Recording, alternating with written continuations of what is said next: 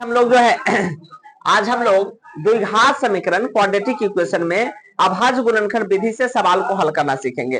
द्विघात समीकरण में सवाल जो है दो तरह से बनता है, आपको तीन तरह से बनता है। पहला जो है गुणनखंड विधि से, दूसरा द्विघाती सूत्र विधि से और तीसरा जो है पूर्ण वर्ग बनाने की विधि से।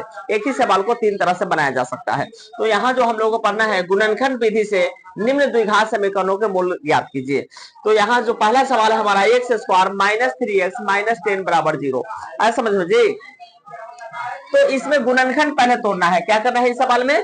गुणनखंड तोड़ना है। गुणनखंड तोड़ने में हम करते क्या है, तो सबसे पहले एक्स स्क्वायर का कोफिशिएंट को अचर पद से गुना कर लेते हैं रॉप में। यानी एक्स स्क्वायर को अगर हम 10 से गुना कर लेंगे, एक्स स्क्वायर को 10 से कर लेंगे तो ये हमारा रिजल्ट आता है 10x स्क्वायर। अब इस -3 को ऐसे दो भाग में बांटेंगे, बीच में जो x का जो कोफिशिएंट है इसको ऐसे दो भाग में तोड़ेंगे कि इन दोनों भागों को जोड़ या घटाव करने से हमारा आंसर जो है -3 आना चाहिए। और उन दोनों भागों का गुणनफल जो है इस फर्स्ट इंटू लास्ट यानी इस दोनों 10x स्क्वायर के बराबर आना चाहिए। यही हमारा रूल है। आया समझ में? चलिए तो देखिए कैसे तोड़ते हैं। एक्स स्क्वायर माइनस इस 3 को हमको दो पार्ट में बांटना है, इसी 3 को दो पार्ट में बांटना है।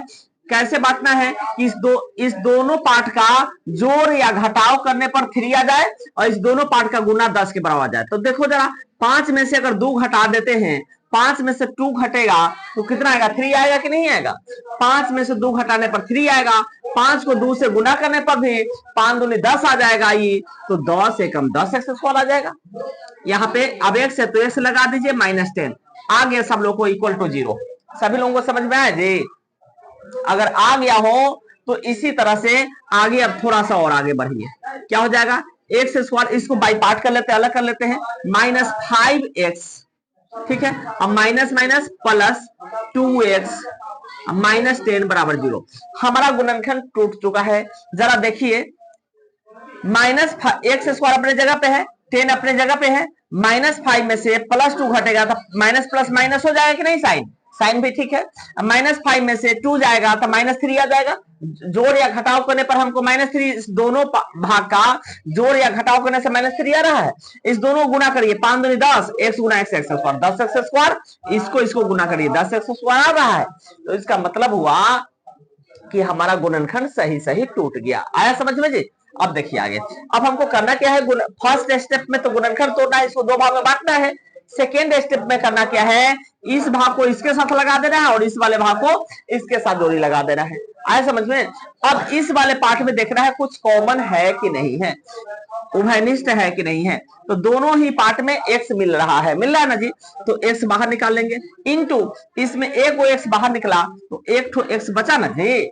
अब देखिए, माइनस है तो माइनस, x निकल गया तो 5, इस दोनों में से ना x निकल गया तो 5 बच गया।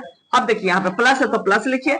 इस दोनों ही पार्ट में, इस दोनों में देखिए x था, लेकिन इस वाले में x एक के जगह है, यहाँ तो है नहीं। अगर नहीं है तो कॉमन x नहीं हो सकता है। ऐसा समझ में? तो क्या कॉमन होगा? तो दोनों में 2 के पहाड़ा में दोनों है ना जी। 2 अगर हम लोग बाहर निकाल लेते हैं तो x बचेगा और माइनस प्लस माइनस और 2 बचे 10, 5 बचेगा कि नहीं बचेगा? बराबर 0।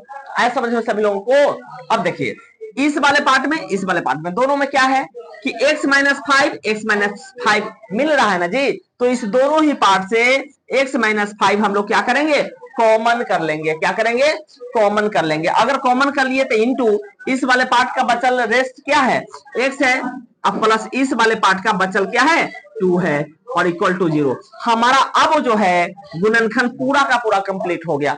ऐसा समझ में? यानी x square -3x -10 equal to 0 का गुणनखंड हमारा होता है x -5 into x plus 2 equal to 0 आया। अब इसका हमको हल निकालना है नहीं? तो देखिए, जब हम लोग लेंगे, जब क्या लेंगे, हमको मूल्य निकालना है जी, यानी x का वैल्यू निकालना है।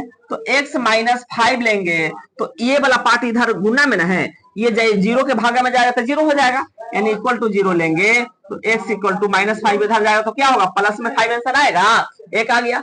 और द्विघात समीकरण है इसका तो 2 हल आना चाहिए, 2 मूल्य आना चाहिए जी।